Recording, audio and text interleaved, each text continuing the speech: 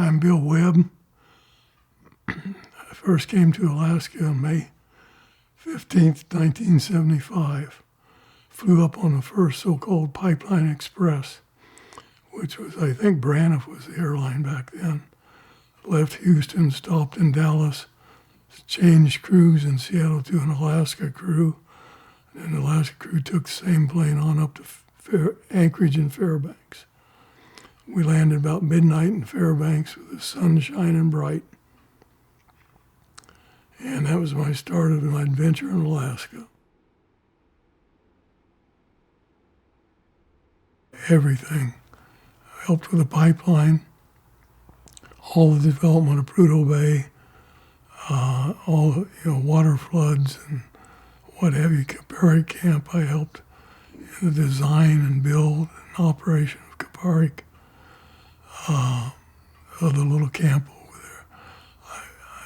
And I owned South Lake Inn at Prudhoe Bay and North Country Inn, several other camps. We catered 18 cat trains one winter. So we were involved in a little bit of everything.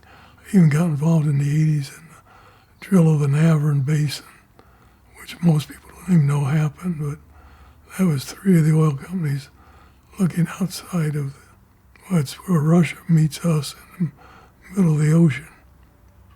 And we drilled for oil and gas there, and we came up with nothing. But it was about, as I recall, it was $3 billion spent in a year and a half. It was something to see.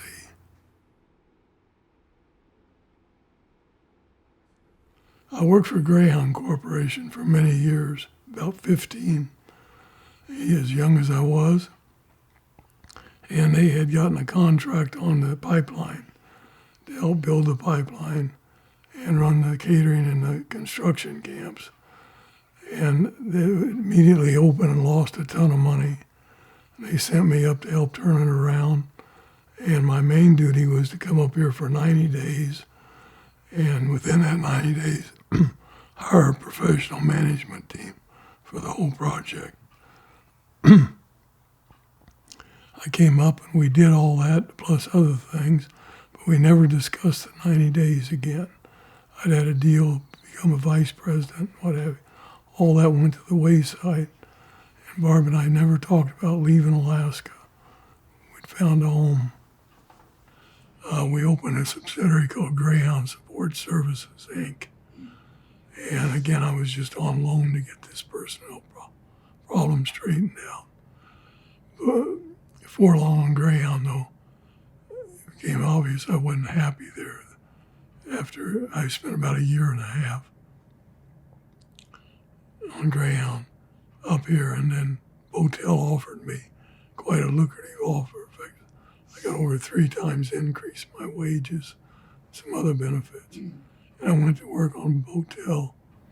Greyhound had 9 camps on the pipeline. Botel had 11. And I was senior vice president of Botel.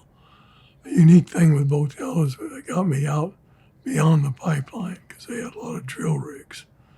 And we were drilling Husky. I think I had 8 rigs I went to up in Husky. And Lonely Camp and some of those areas that most people never got to go to.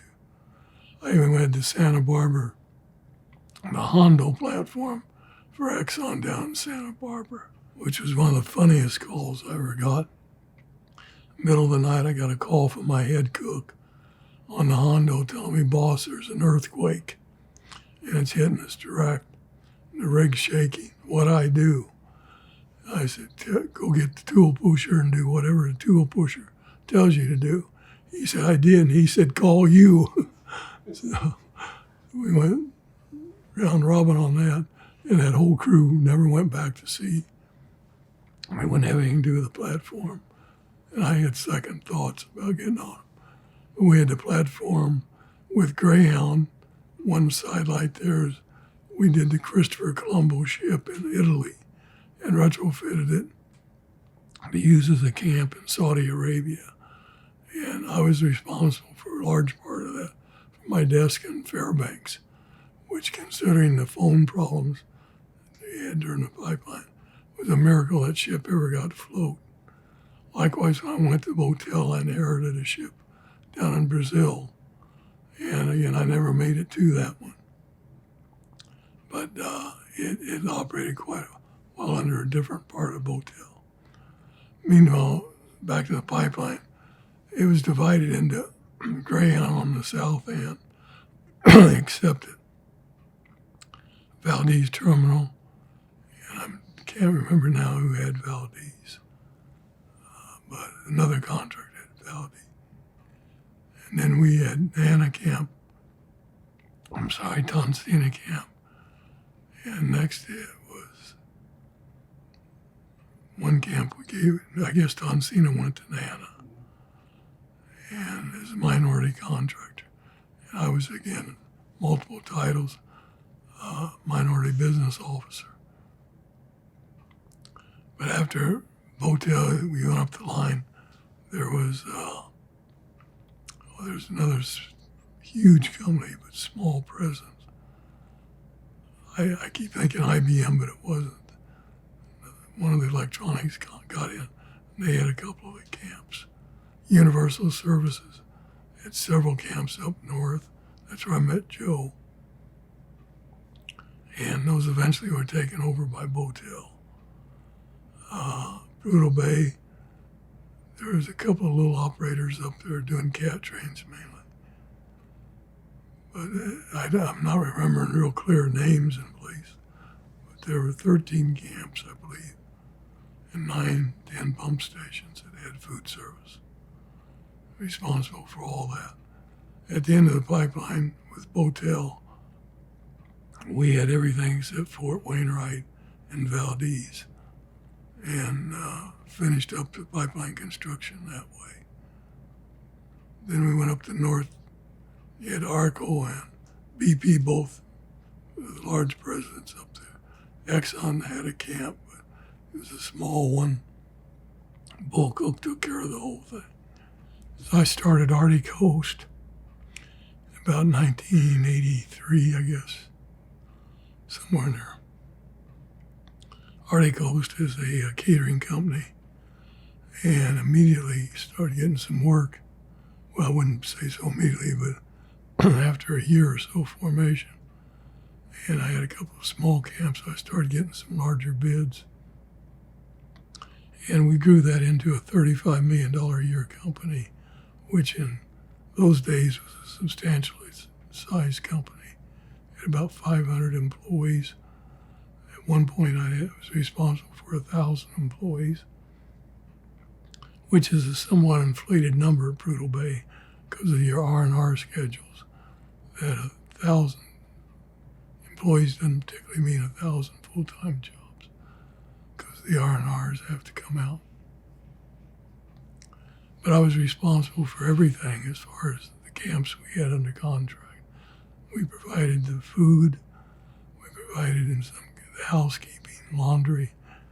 A couple of camps I'd set up a small security division, mainly executive protection, and some other things at Prudhoe Bay. We provided commissary services, provided the logistics. Towards the end there, end of Arctic Coast, we were providing food to several camps that we didn't operate just because we had a better logistical system. But I was responsible for all that. Most memorable. It's hard to say. A lot of things are memorable. Oil in was memorable. I never thought it would happen. That you get under the delusion that this is going to go on forever, and the billions and billions just couldn't keep flowing forever. So that was very memorable, was when we actually put oil in a pipeline and it came out the other end. Other ones, Pump 8 blowing up. And I remember that day well. Scared the hell out of me. I don't remember the technical things, but an explosion just blew it to hell. And that was right after oil in. It was the first accident. It was pretty disastrous, but we got it back online just in a matter of a couple of days.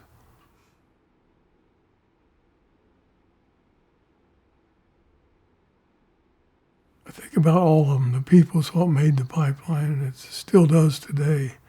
It makes Alaska. We have some really talented, unique people up here. We have some hilarious people up here. And you run into all kinds. Some of us were talking earlier about, I employed Wilma Rudolph, the great Olympic racer, and she came up to run the Arco Rec Center and had her own staff and team, very successful. We were talking about Clara King, one of my employees, one of the funniest humans I've ever known, one of the neatest people I've ever known. And the list goes on by the hundreds. I mean, I run into people all the time that I worked with on the pipeline. And they're still unique, great people, and that's what made the project. It never used to, excuse me. Having worked in food service all my life, I was used to absenteeism. It's a rampart in the restaurant industry. In lower 48, every day you had a new crew. Here on the pipeline, it was totally different. That you had well-educated people who were doing it strictly for the money, because you could make a lot more working for us on the pipeline. Oh, it never ceased to amaze me to sit at the breakfast table with some of our employees and have the dishwasher talk about his 401k plan and his trips for the European vacation, this R&R. I mean, that just didn't happen in food service in lower 48. And it was a unique opportunity.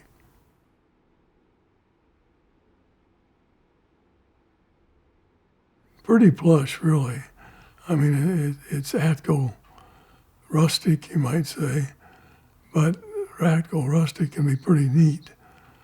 The camps are warm and inviting. The rooms are a little small, but they're 60 feet per person.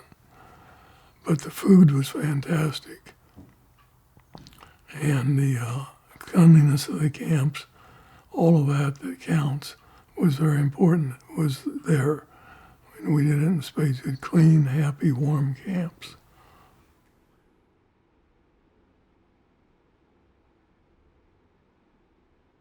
I had quite a bit of experience. In fact, Ben and Junior Leslie were good friends of mine.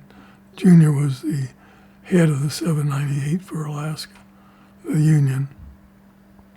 And we had several experiences. One of them was negative, that there's a riot broke out in Tonsina camp, and a couple of people got hurt, including my people.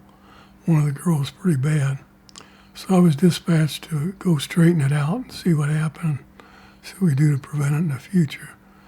And what really set it off was the 798ers were always non-traditional, so they brought their own campers. In that section of the pipeline below the Yukon, you could do that. And they brought their families with them. And there was such an influx on the Copper Center area that they drove the stores out of paper. And there wasn't any toilet paper or paper towels. So they went to Alyeska and asked for some help, and they were denied. And over that, they started rioting and just went berserk over such a small thing.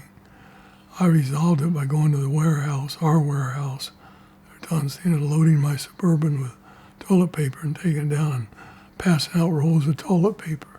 And the problem was resolved. But that's how just petty little things could set it off. We had the great sardine crisis up the road at Glen Ellen before that, where they demanded sardines and Vienna sausages, cans of Coke on the spike table. Spike tables being the lunch table where they built their own lunches. And that turned into all kinds of things, starting with LAX saying they agreed to it. And they agreed to it the next Saturday. We'd have all that in the spike rooms. And this was like Monday of the prior week. So I got on the phone and we got a hold of the suppliers and bought all the sardines and Vienna sausages in the United States. Put them on planes and had them flying this way. And the end of that story later was I got to meet the King of Norway, who thanked me for the largest order they'd ever received for sardines. And it became quite a treat on the pipeline. People always were taking those home. So we went through a continual supply of sardines throughout the project.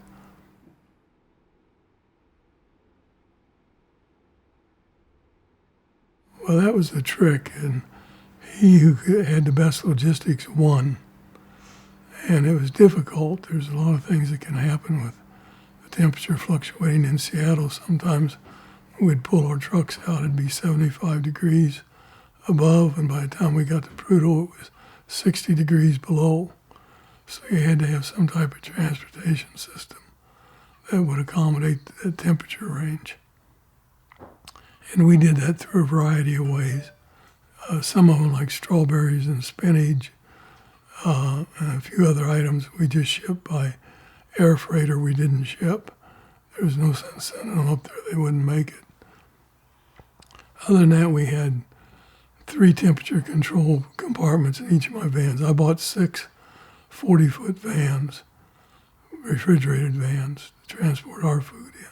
And that was our answer to it, was do it yourself. And I went on the pipeline contract with the Teamsters, and we had a special agreement with Jesse Carr. And I hired Teamsters, and they were great people. In fact, it turned into be lifelong friends. But we shipped our own groceries. I had a little 3-man crew down in Seattle, and we had a warehouse. Back then you didn't have the fax machines, so we'd have to cold streak, as they called it, the orders down to Seattle. And my crew would consolidate them, load them on the trucks, and away we'd go to Prudhoe Bay. It was very successful. We got it down to 19 cents a pound, I remember, which is an amazing number even then.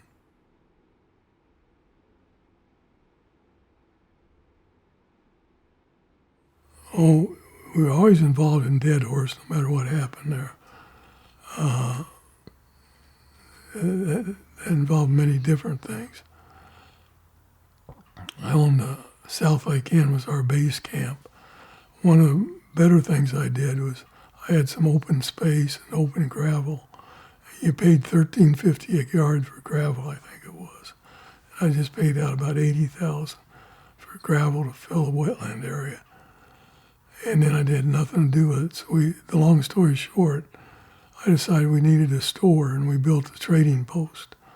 I got some of the excess units, housing units, off the pipeline, put them together, and built a very nice little store there, which wound up doing millions of dollars in business.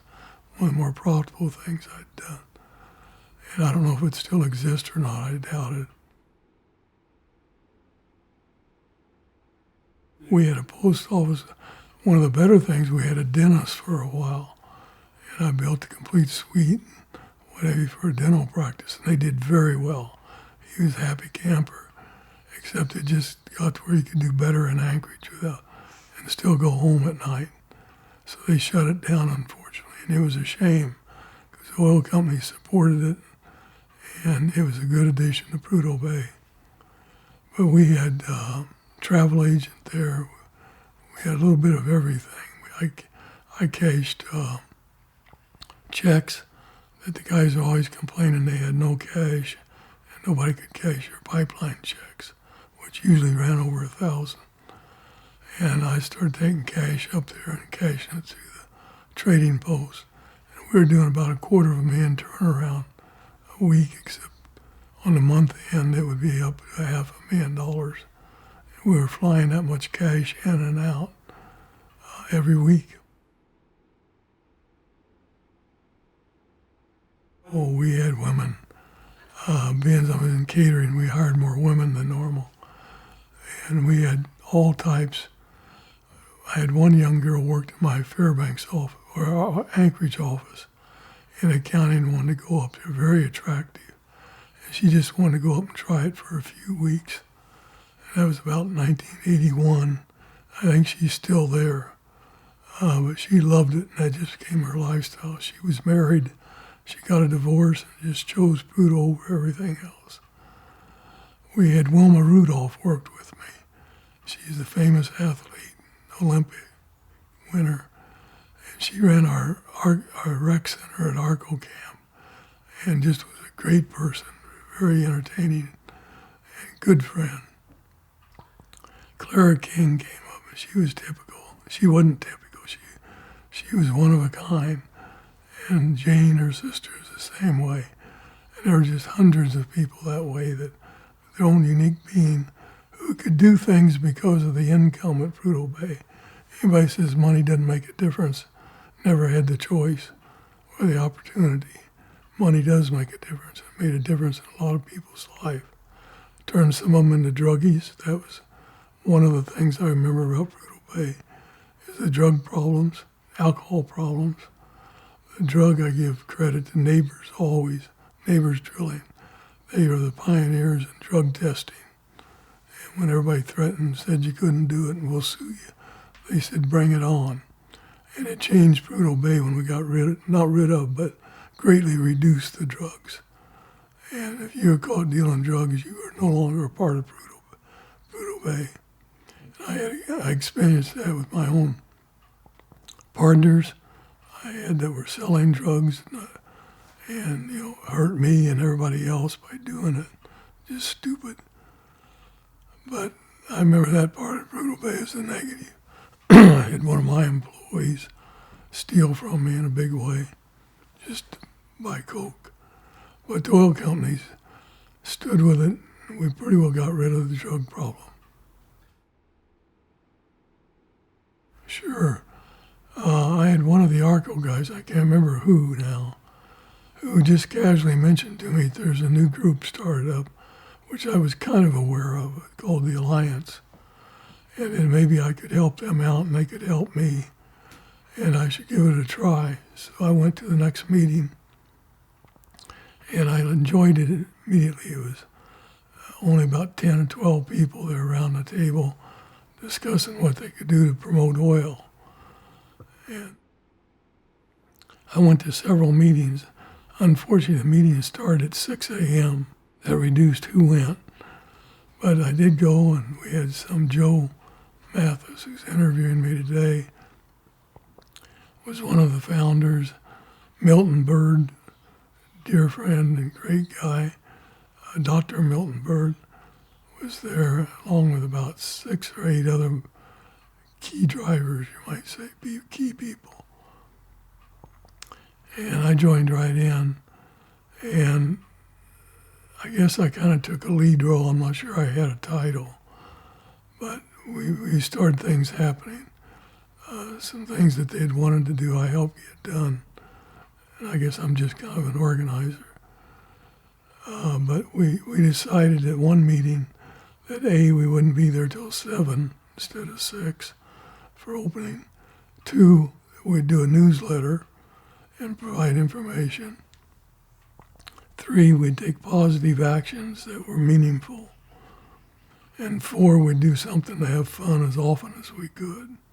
And that was kind of the basic principles of the Alliance going forward. And we did all of those things. We've made responsibility with the directors for each section, like Chuck Becker and Milton Bird both head up the newsletter division. They came out with a really great newsletter called The Link. I took on an annual meeting for the informational part of it called Meet Alaska. The first one was 1984, I believe, if I remember rightly, and it continues today. And it was an important conference then, and I'm sure it is today. And we brought in world leaders of the oil patch. We had the head of OPEC. We had presidents of virtually every oil company in North America. And we had all kinds of interesting other speakers, politicians. We had governors and mayors. In fact, as our very first one, we got in a debate over who was more important, the president of ARCO or the governor. As it turns out, the president of ARCO was. So it was quite an interesting period. The Alliance started as just a group of dedicated people, very small group that grew into a huge group. Our first trip to June, I'll never forget. We were like lambs being led to slaughter.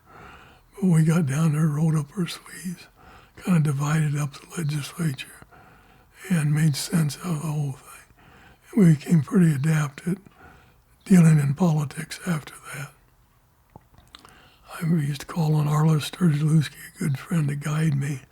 She gave me a lot of good hints over the year, over things we could do to get attention and make a difference. And we did make a difference, and that was unique.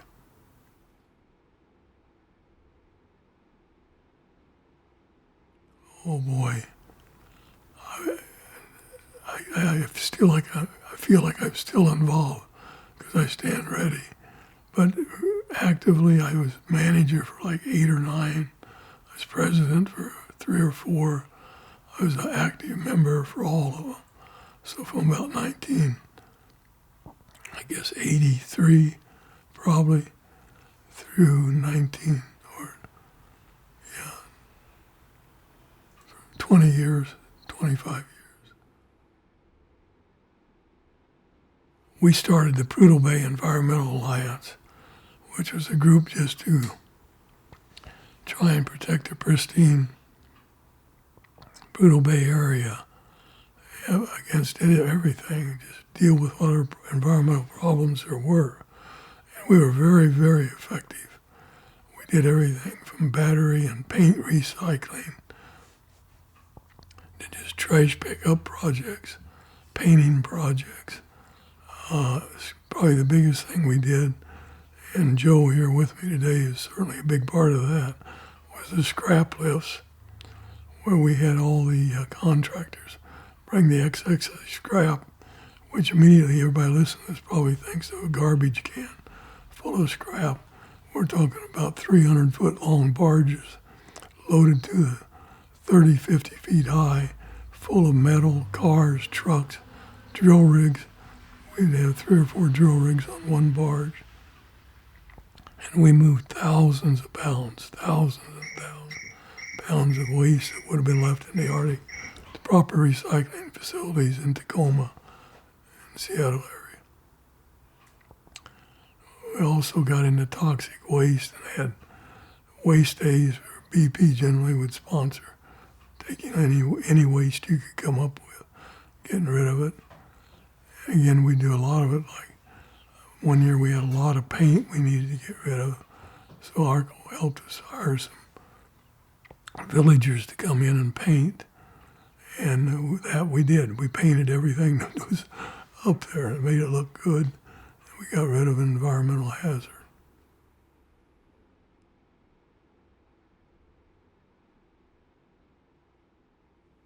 It was an exciting period. I'll certainly never see it again in my lifetime, but most people won't. That was a big project, building the pipeline. And it opened up Prudhoe Bay and Kaparik and all the other little fields. Comes in. But it was an adventure for all of us. A lot of it was blind leading to blind. We didn't know what the hell we were doing, especially in the way of, remember, human rights and some of those programs, the Alaska Plan.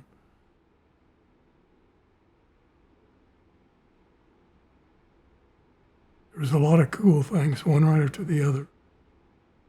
Yeah, I just spent my life in catering. That's all I'd done. My experiences in Alaska took me way beyond catering. I got into owning camps and cat trains, operating in the extreme environments. I mean, there's times, it never amazed me. I went out with one cat train of ours one year on opening day. These cat trains are frozen in solid 65 below zero that day we landed. And we helicoptered in, and they dropped us off, and not basically what they tell you, if you want dinner tonight, you better get them damn generators going. You look out there and there's these frozen hunks of white, and that was supposed to be our heat source. And we made it. We went to bed in warm beds and a warm meal, but it was a miracle as to how you could do that. And it was just the effort that the oil companies, they wouldn't take no for an answer. Oil is a monument to what you can do if you got enough money, and that isn't as a negative. I see that as a positive. Side note to that, for instance, is at ARCO one time, we got in a debate about coffee makers. We went through thousands of gallons of coffee. And long story short, ARCO gave me $25,000 to go play with new coffee makers that would be more efficient and better for our needs.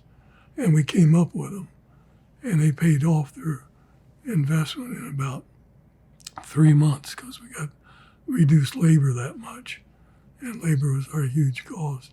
And it just showed me what you could do if you weren't afraid to spend money and you had the right idea and you pursued it. You could make a lot of money doing that.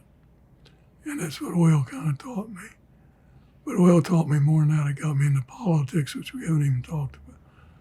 And when I ran the Alliance, I was kind of the political leader of the contractors of Alaska. And we went to Juneau and we had strength. We went to Washington. We had nothing. And that was a big lesson to me. I'd fought for ANWR all those years. The more we lobbied Washington, the more I was convinced it's never going to happen. And it's not going to happen. I did some unique things with the Alliance.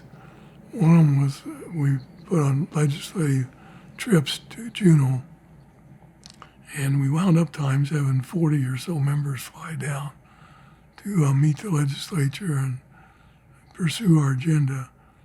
And one of those, the budget had been a big thing that, with the Alliance from day one, that we're smart enough to know that if taxes increase, they're talking about taxes on our clients. And that means less work for us. So that's what we went after. One year I got disgusted with the promises they made us. We'd have each of the candidates come in and talk to us and give us their brochures. We were very fair about the process. And then I kept all their brochures one year and we taped some stuff. And when we went to Juneau on our annual trip, we always had a legislative dinner. So we had this legislative dinner. They come in and I had a bologna buffet with the theme being, here's your promises are a bunch of bologna. And I bought 20-pound sticks of bologna for the buffet table. And it was quite hilarious as far as I was concerned. Some legislators took it well, others not so well. But it was effective. It got the word out that we weren't happy. Also in the Alliance, we did start up. I did the golf tournaments, and they became quite successful. The Alliance was unique. People always thought we were arm of the oil. As long as I was general manager, from that period down, we did not accept money from oil companies, direct grants, and they were there. I mean, I could have called any of the oil companies, walked away with 20 or 40 or 50,000 anytime I wanted to, but we didn't want it. And we did it out of Alliance money, which meant the members' pockets. And it was the right way to go. And it didn't start off as a fundraiser. It started off just as a party. And we got hit on the Monte Carlo scheme. And again, we never did anything small in the oil patch. And one of the contractors cut out the table with kidney-shaped tables and put cloth on them. Another one made the wheel. Before we got done with it, we looked like a little Las Vegas. And we had one hell of a night. We got the prizes out of a local wholesale company. And your prizes would be TVs, refrigerators, you name it. I think we had guns one year. So anything to do with go in and gamble.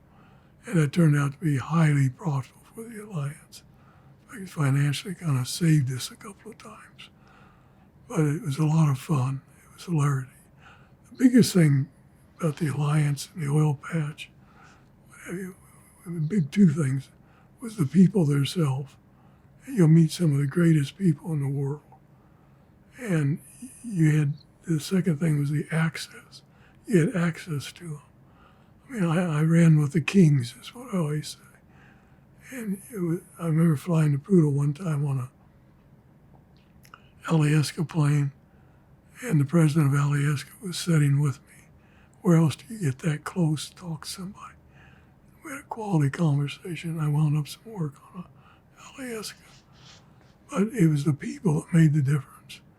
And I know you hear that, but Brutal Bay and the development, it was just a matter of a story about people, not anything else. People and money. In 1986, the price of oil dropped $9 in a very short period, a couple of days, literally. Caught everybody short. Because up to that time, the oil patch was kind of heading for a new peak, and things were looking great. And all of a sudden, it just turned on us. There was no work to be had. Camps were closing. I just outfitted Frontier Camp and 500-man camp. I got the contract on. I'd spent about $500,000 on new linens and other equipment we needed for it. And the president of Frontier called me to lunch and said, "Sorry, partner, but we're closing tomorrow, and I can't offer you any relief. We're on our last stand." And that was typical. All my clients, I mean all of them, went out of business or so greatly reduced there wasn't any camp activity. It was a tough period. The whole oil patch went broke, and I was doing, I don't remember the exact numbers, but we were doing probably $50,000 to $80,000 a week one week. And next week I was doing around $5,000. Biggest shock I've ever had. And we didn't lose any camps, they just didn't have any business. And that's what happened when oil prices went down to $9 a barrel. And any of us that lived here in Alaska remember it well. The buildings were shut up, boarded up, just no money whatsoever. It used to be at the joke at the Alliance that breakfast was either $10 or $9.66 a loader. So there's more loaders than there was $10 bills. But it was an interesting period in itself to see how companies downsized. Most of them went broke. I went broke. Most companies I dealt with went broke. And when I say broke, I mean broke, bankrupt, broke. Condos were selling 3 for 1. We had our condo in Potlatch Circle. It was worth somewhere around $200,000 one day, and the next day it was down to like $19,000. I mean, that huge a jump in just a matter of days. We came out of it because of the oil spill. And there's no question that without the oil spill, we'd been in real trouble. But the oil spill capped that period of non-production. And it really was a miracle. I'm not advocating oil spills, but in that case, it worked. What was it, 1989? Valdez spill, Prince William Sound. It was a mess. And that was interesting too. I was still with the Alliance, running the Alliance at that time. And Brad Phillips was a good friend and employee. His brother had been my senior vice president. Brad owned the ships, I can't remember the name, big ship down in Seward. And we'd charter that. And we took people out to see the oil spill. We did that on kind of a continued basis for a couple of years. And it was interesting to see what different things, people seeing the same thing, but they saw them differently. And it shattered my faith in any faith I had in the press. Because we'd go out and see some real factual things, no arguments, and they would write it up totally different and make something negative out of it.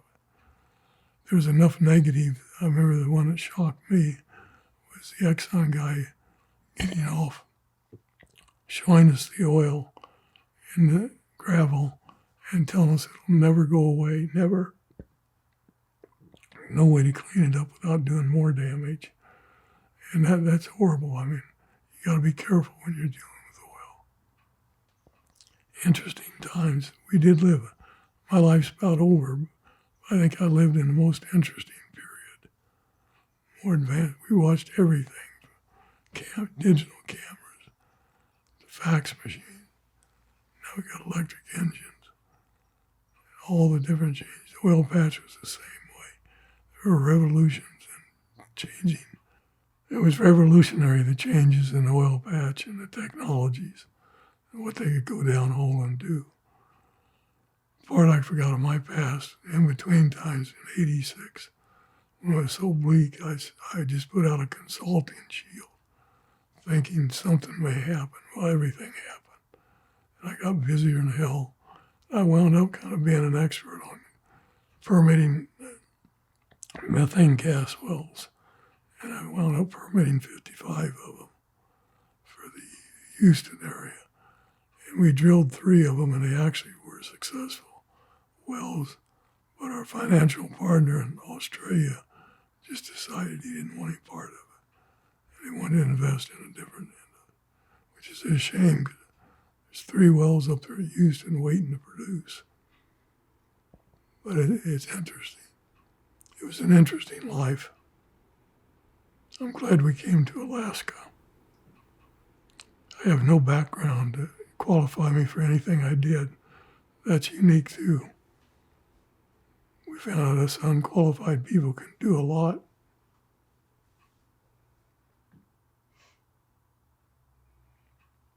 I was a member of the petroleum engineers for years, and I don't even have a college degree.